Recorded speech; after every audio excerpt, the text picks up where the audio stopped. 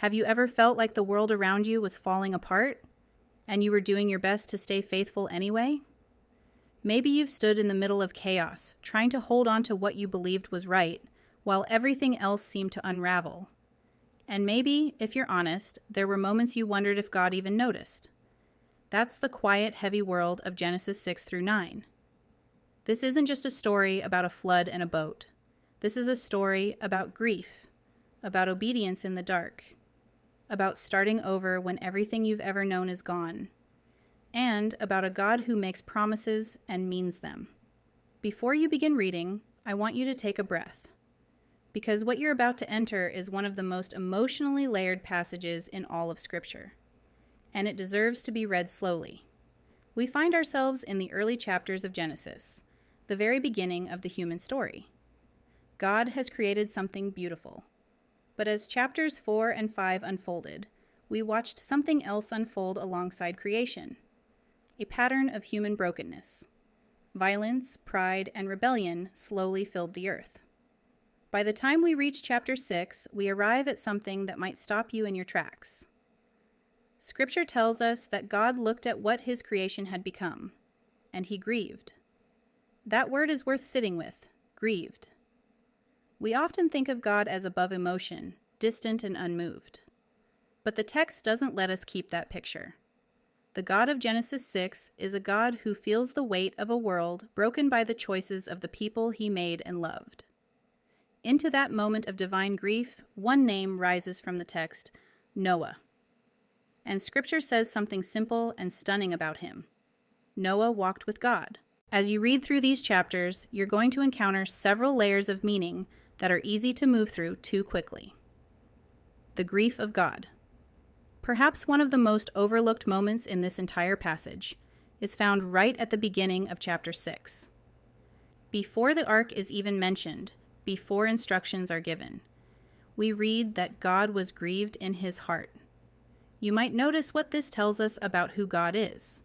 He is not an indifferent creator watching from a distance. He is a God who is moved, a God who cares deeply about what happens to his creation. Even his response, as severe as it seems, flows from a heart that feels loss. That might matter more than you realize, especially if you've ever wondered whether God sees what's happening in your world. One family called to something impossible.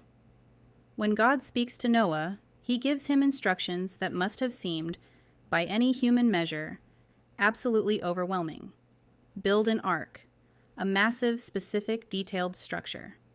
Gather animals, prepare for something no one had ever seen. And Scripture records no argument, no list of objections, no, but God, what will people think?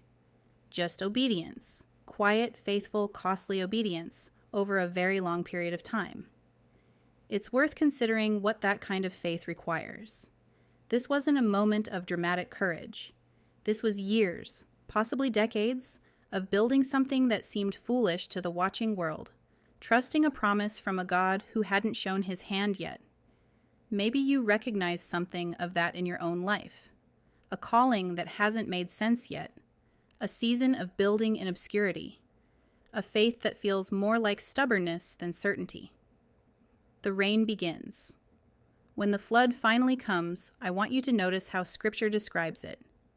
The windows of heaven open, the deep breaks apart. This isn't just weather. The language is almost cosmic, as if creation itself is being unmade and remade. There's a moment in chapter 7 that quietly breaks your heart if you read slowly enough. God shuts the door of the ark. Not Noah, God. Could it be that one of the invitations here is to notice how God is the one who closes what needs to be closed, and that this is a picture of protection, not abandonment? Inside the ark.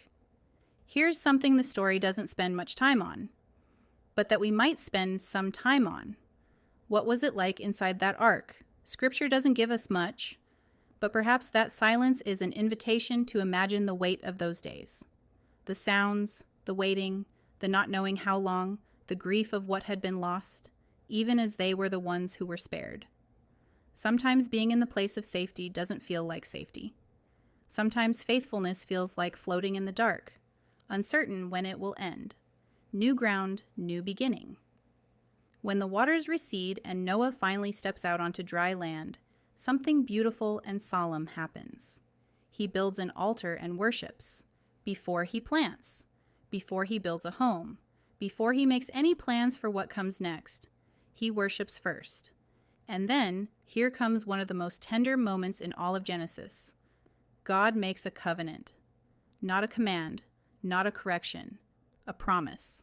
God hangs a rainbow in the sky and says, in essence, I will never do this again. And every time I see this, I will remember. That word remember in Hebrew carries tremendous weight. It doesn't mean God forgets and then recalls. It means God acts on his commitment. To remember, in this context, is to be faithful to what was promised. Here is something that might shift the way you read this story. We often focus on Noah's faithfulness, and rightly so. But what if the deeper invitation in these chapters is to notice God's faithfulness? God grieves over what is broken.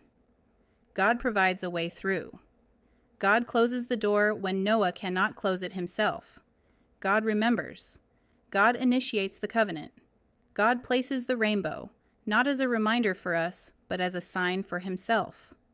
What if Genesis 6 through 9 isn't primarily about what Noah did for God, but about what God did for Noah?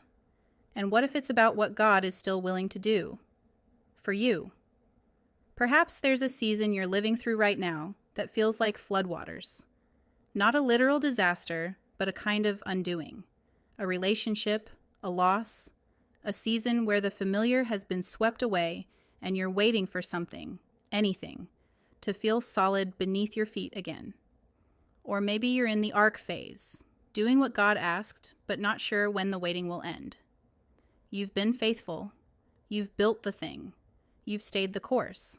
And the rain is still coming. If that's where you are, this passage has something for you. Because the same God who shut the door behind Noah, who remembered his people floating in the darkness, who initiated a covenant before Noah could even ask for one, that God has not changed. He still sees. He still grieves over what is broken. He still provides a way through. And he still remembers. As you open Genesis 6 and begin to read, I want to invite you to do something. Read it slowly. Read it like someone who has ever waited on God. Read it like someone who has ever needed to be reminded that God keeps his promises. Watch for the grief of God at the beginning and the covenant of God at the end.